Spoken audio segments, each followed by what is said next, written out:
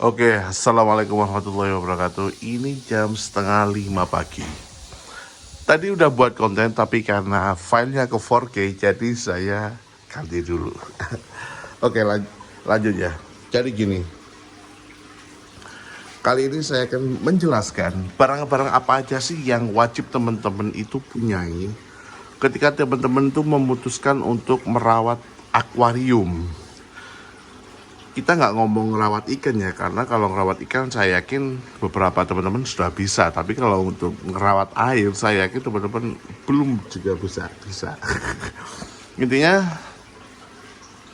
alat-alat yang saya sampaikan ini ada hubungannya dengan perawatan akuarium dan lain-lain. Oke, langsung saja ya, kita nggak usah basa-basi. Oke, untuk alat pertama yang teman-teman harus punya di rumah, wajib kalau teman-teman mau punya akuarium, yaitu serok. Serokan teman-teman. Nah, serokan ini kan ada beberapa macam nih. Tergantung dari seberapa besar akuarium teman-teman. Biasanya kalau penghobi pemula seperti saya ini punya serokan itu lebih dari satu. Kayak saya nih, ini ada satu. Kemudian ini ada lagi. Ini 2. Kemudian ini ada lagi 3, ini yang kecil. Ada lagi di dalam tuh masih, pokoknya kalau di total itu lebih dari 10 kalau nggak salah.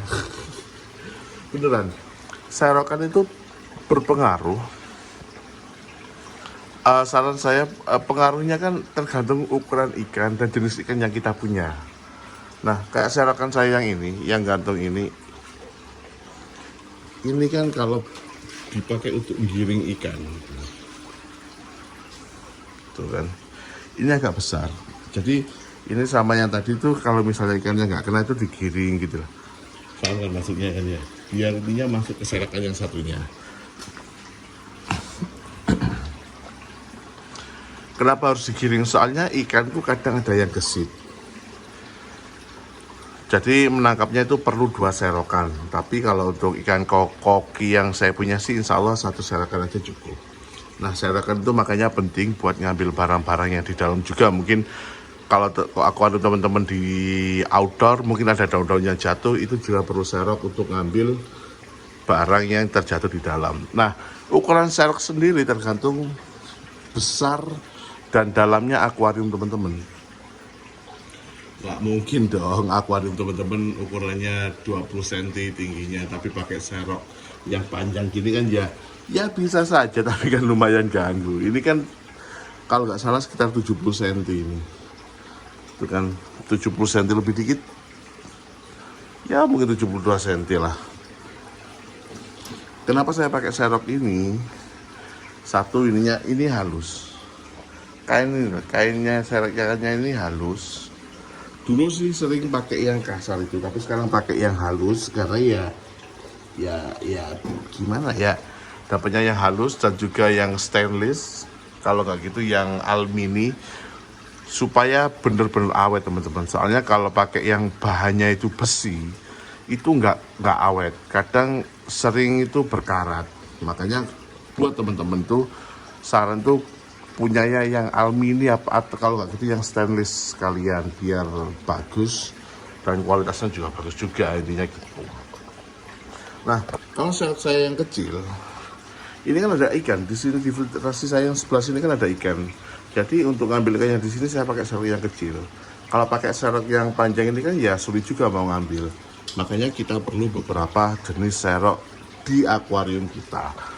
Nah, tentunya serok ini ditentukan juga dengan kebutuhan teman ya, kebutuhan teman masing-masing. Dan serok itu merupakan alat yang amat sangat dibutuhkan, kalau menurut saya gitu. Oke, selanjutnya selain serok, wah ini akuarium saya mulai gerak ini. Selain serok ini kedua, ini namanya apa? Scraper ini ada beberapa macam teman-teman. Ini kan pakai yang magnetik, jadi tangan saya udah nggak usah masuk ke dalam tuh bisa. Nah, ujung serokan saya ini sebenarnya bisa diputar, bisa diganti-ganti. Bentar saya tunjukin. bisa diganti-ganti juga pakai serokan, pakai scrap. Ini kan juga pakai scrapnya juga, tapi nggak saya pakai gitu loh. Ini yang pakai serokan. Kenapa saya nggak pakai serokannya ini? Dulu saya pakai karena buat membersihkan bagian lantainya.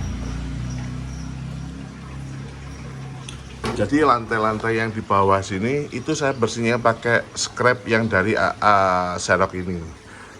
Kenapa pakai itu? Soalnya kalau pakai ini nggak bisa cuy. Kalau pakai yang magnetik ini nggak bisa kan ke yang dasar-dasarnya. Nah berhubung saya pengen menumbuhkan lumut di bawah itu, jadi saya udah nggak pakai scrap itu lagi. Tuh, saya juga punya beberapa kayak gini. Sini kan scrap juga kan. Saya punya 3 kalau nggak salah. Kemudian ada lagi ini kan scrap juga. Nah, taruh sini. Oke, jadi gini teman-teman. Kalau misalnya kita awal-awal hobi pemula itu seperti saya ini, itu awal-awal kita pasti beli barangnya itu ngasal. Yang penting ada gitu. Nah, saran saya teman-teman, sebelum teman-teman beli, teman-teman cari reviewan dulu di YouTube tadi mana, atau kalau ada komunitas itu lebih enak tentang serok, tentang scrap. Itu kelihatannya itu simple barangnya, tapi gini teman-teman, kalau kita beli yang agak mahal dikit, kayak saya ini ya, ini kokoh, ini bahannya ini kuat teman-teman. Ini saya dapat harga 60 apa 70. Setelah saya beli 3 atau 4 kali, bahkan 5 kali. Ini kan plastik ini kan melur. Kalau itu kan tadi enggak kan, jadi lebih enak. Nah, saran saya buat teman-teman, beli yang sekalian bagus saja. Nggak usah khawatir mahal, paling mahalnya kan 100 lebih dikit. Itu fungsinya teman-teman, itu buat jangka waktu yang lama loh, bukan untuk sekarang aja. Makanya kalau saran saya buat teman-teman, belilah barang-barang yang benar-benar dibutuhkan, meskipun mahal itu nggak masalah. Soalnya ini alat-alat hobi gini cuy, ono rego gitu loh. Ininya kalau mahal itu pasti kualitasnya bagus. Nggak, meskipun nggak semua barang mahal berkualitas gitu loh. Tapi untuk dalam hal ini saya meyakini lebih mahal itu bukan berarti lebih mahal. Kadang itu yang agak sedikit lebih mahal itu lebih menunjang kinerja, lebih bagus gitu. Makanya nggak masalah keluar uang sedikit banyak. Yang penting bisa berfungsi sebagaimana mestinya dan bisa bertahan untuk jangka waktu yang lama. Itu sih menurut saya. Oke, selanjutnya ya kita ke selanjutnya aja. Selanjutnya yang ini perlu tapi ini sering dilupakan, yaitu kanebo. Nah, kanebo ini khusus untuk kanebo di akuarium saya cuy. Ini saya taruh sini. Jadi kanebo ini nggak saya boleh untuk kasih mobil, motor itu nggak saya bolehin. Karena apa? Kanebo saya ini kalau misalnya dia habis buat bersihin motor, bersihin mobil, oke lah bisa kita cuci lagi kan. Khawatirnya ada kerikil atau logam-logam yang kita nggak tahu. Kemudian kita pakai buat bersihin kaca akuarium, tiba-tiba baret, kan nyesek kan. Makanya kalau bisa punya kanebo khusus untuk akuarium. Kalau bisa, kalau nggak bisa diusahakan bisa lah. Soalnya kalau sekali kaca baret itu nyeseknya lumayan cuy. Meskipun akuariumnya teman-teman atau akuarium saya ini anggaplah murah gitu ya. Ya emang murah sih, di bawah 10 juta. Tapi kan nyesek juga kalau baret kan. Makanya saran saya teman-teman wajib punya kanebo khusus untuk akuariumnya teman-teman. Sama lap khusus. Saya ada lap khusus ini di bawah ini. Ini lap khusus untuk akuarium. Jadi setelah pakai kanebo basah, saya pakai lap ini. Ini murah kok. Ini kan paling 4.000 kalau nggak 3.000, kalau nggak 10.000 mungkin. Itu murah. Dan sangat saya sarankan buat teman-teman ada lap khusus dan kanebo khusus. Soalnya gini teman-teman, kalau kita butuh sewaktu-waktu dan kita taruh di tempat akuarium, wah itu apa ya, lebih enak, lebih efisien, lebih cepat lah kita handle-nya tuh lebih cepat, gak harus nyari-nyari lagi. Makanya kayak kanebo saya taruh sini. Intinya semua perlengkapan akuarium saya taruh di deket dari akuarium sini, biar nggak nyari-nyari lagi gitu. Ya sudah aman ya. Untuk selanjutnya itu pemipaan teman-teman. Kita itu kan akuarium kan pakai pemipaan, makanya diusahakan punya top pipa lah. Kayak saya ada pipa di atas itu masih ada pipa, kemudian ini di kotak ini tuh ada pipa-pipa, peralatan pipa-pipa semua. Ini alat-alat pipa di sini. Ini kotak itu penuh keni semua. Kenapa sih kita perlu keni, pipa dan lain-lain? Soalnya gini, dalam merencanakan sebuah akuarium, kadang kita emang pasrah ke pengrajinnya, ya udah mas, atau kalau kita beli bekas kan ya wis tinggal pakai gitu kan. Tapi kalau kita buat sendiri dari nol, kayak punya saya ini kan ngerakit sendiri. Tapi kalau untuk pemipa, untuk ngerakit kacanya saya pakai tukang, tapi kalau untuk pemipaan full saya sendiri. Ini membutuhkan waktu yang lumayan dan pipa yang lumayan juga, makanya kita butuh pipa, kita sediakanlah pipa. Kayak kemarin tuh saya setting belakangnya sini, semua kelihatannya.